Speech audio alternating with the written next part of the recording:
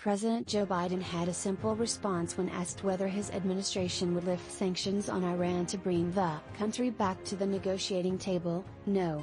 The president's comments, which came during an interview with CBS Evening News anchor Nora O'Donnell, were part of the broader commentary on American foreign policy under the Biden administration. Biden elaborated that Iran would need to stop enriching nuclear fissile material before the United States would rejoin negotiations with the country. In 2015, the Obama administration negotiated a deal in which major European nations, Russia and China, would lift economic sanctions on Iran in exchange for the country limiting its nuclear program. In 2018, then, President Donald Trump withdrew the United States from the deal, which had said was too lenient.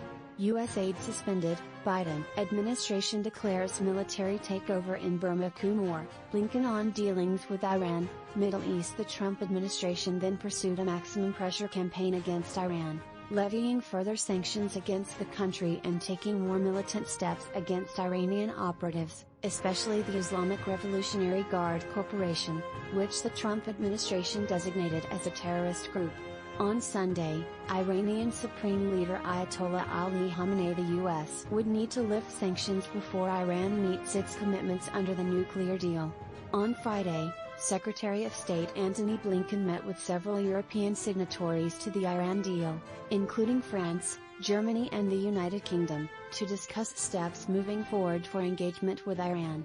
Top U.S. officials also convened a meeting to discuss the U.S. stance in the Middle East that same day.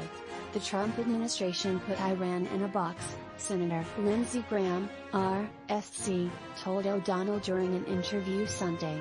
I think Iran is weaker today than they've been since the regime was started about 40 years ago. So if I were President Biden, I would keep the sanctions on until Iran changed its behavior. Graham, a longtime Iran hawk and close Trump ally who once called Iranian leaders religious Nazis, cautioned Biden that because Trump did it doesn't mean it's wrong. So, I would slow down if I were President Biden and reevaluate some of these Trump policies and keep them in place if they make sense, the senator contended. Alexei Navalny, will attack on Navalny, journalists and 5,700 detained Russians backfire.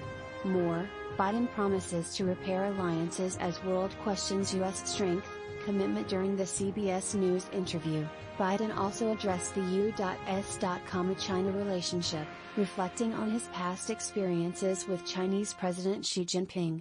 Well, we haven't had occasion to talk to him yet, Biden said of why he hadn't spoken with the Chinese leader since his swearing in. There's no reason not to call him.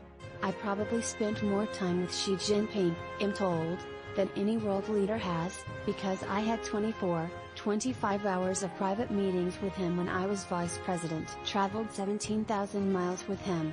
I know him pretty well.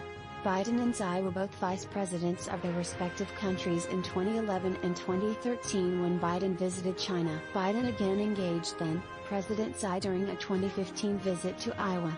U.S.-China relations, already on the decline when Biden and Xi met, have since deteriorated further after years of more aggressive posturing from the Trump administration and an emboldened China.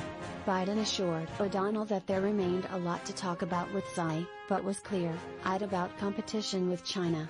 Pentagon purge. Defense Secretary Lloyd Austin purges advisory board stocked by former President Trump. More, Biden overturns Trump's ban on transgender troops in first moves for Defense Secretary Austin. Has very bright.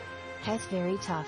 He doesn't have, and I don't mean it as a criticism, just the reality, he doesn't have a Democratic, small d, bone in his body, Biden said of Xi. I've said to him all along, that we need to not have a conflict. But he's going to be extreme competition. And I'm not going to do it the way that he knows. And that's because he's sending signals as well. I'm not going to do it the way Trump did.